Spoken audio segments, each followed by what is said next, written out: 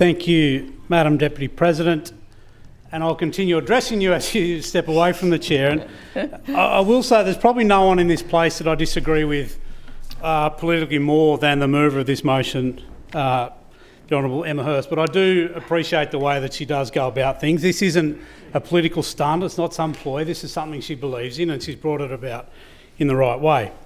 I also want to commend the Minister, as I had done when they first moved this regulation, and also the speech that she gave here earlier this afternoon outlining what this regulation was about. I think that was quite useful to the debate. I do want to say though that any naming or calling of these things shock collars is incredibly misleading and somewhat mischievous, because they're not shock collars. They're a collar that goes around a cow, very similar to those beautiful, the image of the traditional dairy cow you see with a bell. The collars are very similar to that then have a noise as a motivation, a vibration, and then a pulse. They're not a shock collar as people might like to conjure up the images of with those terminologies. It's quite incorrect to call them as such. And of course, as was mentioned by my colleague, the Leader of the Nationals in place, Sarah Mitchell, we will be opposing this bill, because this disallowance motion, because the benefits of these of virtual fencing are huge and significant, and to be honest, about time that they have come into place. They have productivity benefits, they have environmental benefits, and they bring animal welfare benefits. From a productivity perspective, remembering as I say all this, I went down to Tasmania to see these in place, to see these work in an active dairy farm, and spoke to the farmers about the difference they'd make. The time that was saved on that farm, moving cattle around from one spot to another, from water to another, was significant. The strategic use of these things, meaning that they can graze on areas that need that grazing and rest up other areas to see that ground recover, is quite significant. That of course provides benefits as far as soil productivity. So from a production point of view, it's quite significant.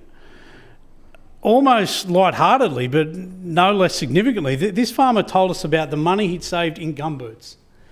Now what this means, what these virtual collars means, is that dairy farmers in particular aren't up at 4 o'clock in the morning, walking out in the cold and the wet and the rain, moving cows around. They can do this from inside their house, and the cows can gently move up to where they need to be milked. Now with that comes savings as far as gumboots, as I say. This guy said he hadn't put on a rain jacket because they don't need to go out in the cold and do that anymore. The money that they were saving on fuel from that, his fuel bill was cut to 10% to what it was prior to implementing this technology. The wear and tear on the roads, driving four-wheel drives or quad bikes or side-by-sides up and down on wet, muddy, boggy roads, does significant damage that needs to be addressed, and with the wet and the rain, of course, they become worse. From a welfare perspective, the animal welfare benefits are significant. It means that farmers can track animals at all times, know where they are. They have monitors on this. So with the virtual fencing technology, the pulse, comes health monitoring as well. So they can measure things like temperature and rumination and blood pressure. So they know the health of that beast, and they can quickly identify issues before we do that with traditional means. They can identify health issues with those cows, so they can quickly get to them and address them.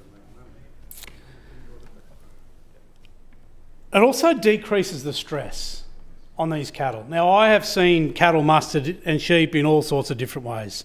People yahooing behind them, chasing them, throwing rocks at them. I've seen people cracking whips. I've seen a mob of cattle under that much stress that the whole mob is blown and we lost the whole lot.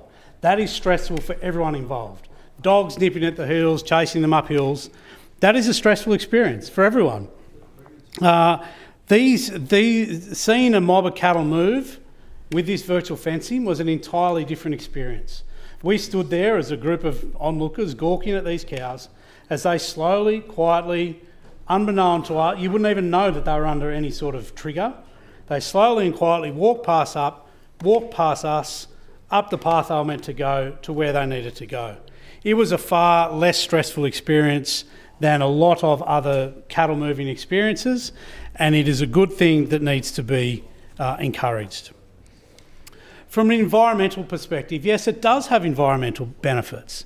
To reduce grazing on areas that are overgrazed at certain times, cattle can walk away, they can force cattle to stay away from those areas.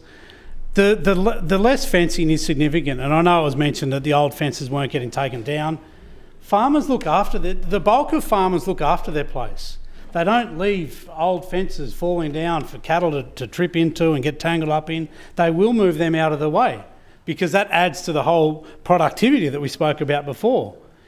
They like looking after their place because they do like the place looking nice. They do care about the environment. They don't want to see animals get caught of it. But if you don't believe any of that, purely believe the productivity side of it. If you do believe farmers are just in this for $1, they're still going to pick those fences up because they don't want to deal with cows and other livestock, dogs, whatever it is, getting caught up in old fences. So those fences will eventually be removed from the people that do employ this system. From temporarily, we can use it to avoid certain areas. I know Sarah Mitchell talked about fencing cattle away from riparian zones. Of course we can do that. If there was a plover nesting in the corner of a paddock, a farmer can quickly draw a line around that and keep cattle out of that area.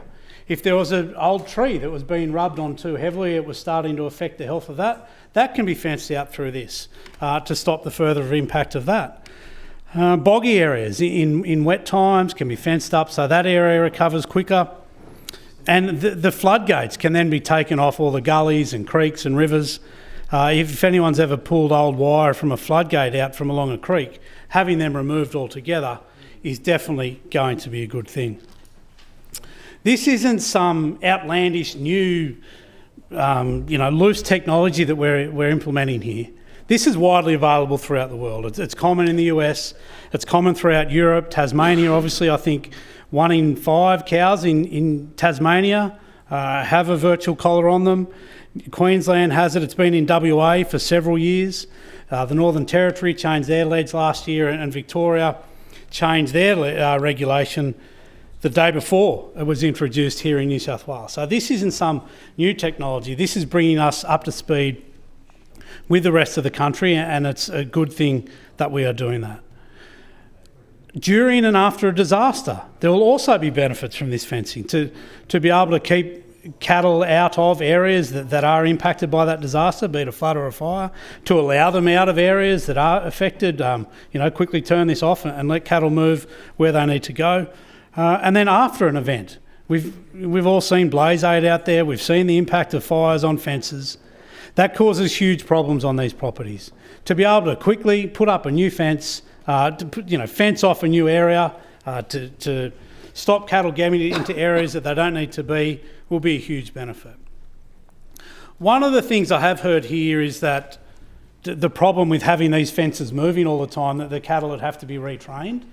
That doesn't make any sense to me at all, because that's like suggesting every time you go to a new place, you have to teach your dog to come when you call it again. Or every time you take a horse to a different showground, you have to teach it to move away from pressure. That does not what happened. A horse will know that if you put your leg on its hip, it moves that way or another. A dog will learn that when you whistle, it comes to you. Cows do the same thing. We've seen them do that. We saw them game the system. Stand there, they know how long they have to stand there until they hear the noise and they move again. This isn't a stressful thing for them to learn, and once they've learnt it, they will learn that wherever that fence moves, and I know that because I've seen it in practice.